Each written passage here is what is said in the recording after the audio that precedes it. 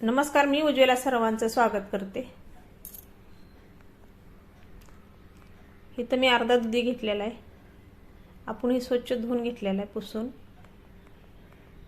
तर व्यवस्थित किसून घेऊया आपण। अशी मोठी किसणी घ्यायची, याचा किस छान पडतोय लांबता लांबता।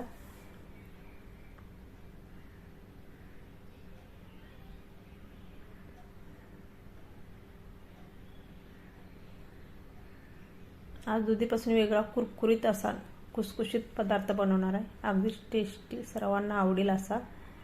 पूर्ण दुधी किसून घेतलाय मी। आता पातेल्यामध्ये घालूया आपण।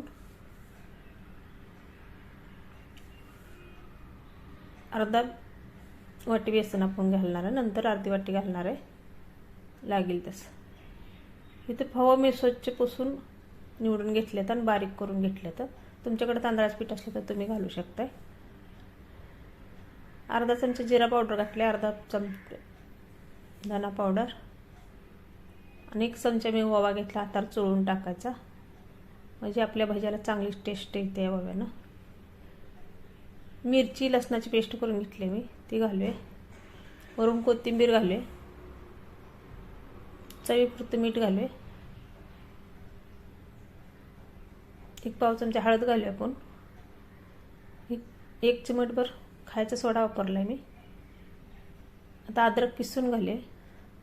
हे आलं किसून घातल्यामुळे आपल्या भाज्याला चांगली टेस्ट येते। सर्व मिक्स करून घेऊया। जेवढं पीठ बसते तेवढं आपण या दुधीमध्ये घालणार आहे। पाण्याचा वापर अजिबात नाही करत, का तर दुधीमध्ये पाणी असते ना, त्यामुळे पाणी लागत नाही।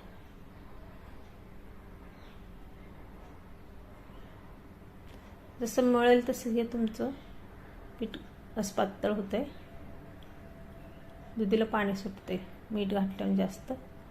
असं थोडं थोडं करत आपण बेसन पूर्ण वापरणार आहे। अशा पद्धतीने मी पीठ मळून घेतलेलं आहे बघा।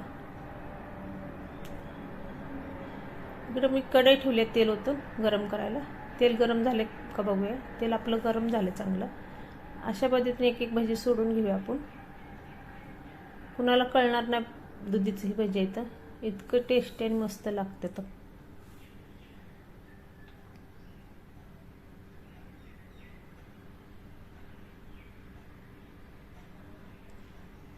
बसेल तेवढं आपण सोडून घेणार आहे। 1 मिनिट पर्यंत उलटून पलटून घ्यायचं, चांगलं असं खरपूस भाजून घ्यायचं तळून।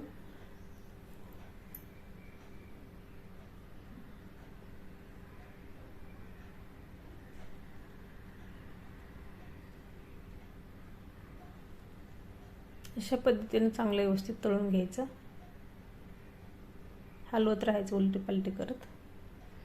बघा काय टेक्स्चर आलं भाज्याचं, दिसायलाच कुरकुरीत वरूनच दिसते। आता तशाच पद्धतीने आपण दुसरी ब्रॅच सोडून घेऊया।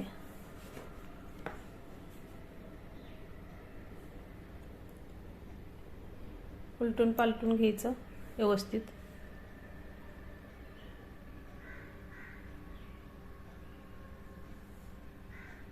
पौष्टिक ही दुधीची भाजी आहे। दुधी खायला कुणाला आवडत नाही, मुलांनाही मोठ्यांना पण, तर तुम्ही असा पदार्थ बनवून खाऊ शकताय। तर तळून झाले तर सर्व भाजी आपण काढून घेऊया। ही 4 मिरच्या उभ्या मधून कट केल्या, त्या म्हणजे तळून घेऊया। अख्खी मिरची घालायची नाही तेलात, ते अंगावर उडती, मधून एक सुरीने चीर पाडायची आणि अशा पद्धतीने तळून घ्यायची। भज्यासंग मिरची खायला भारी लागते।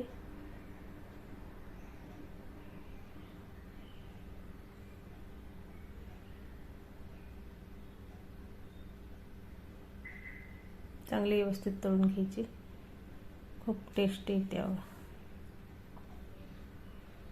आता काढून घेऊया। बघा भज्याला कलर पण किती मस्त आला, अजिबात तेलकट झाला नाही तर, आणि कुरकुरीत झाले। तर आतून बघा कशी जाळी बनले।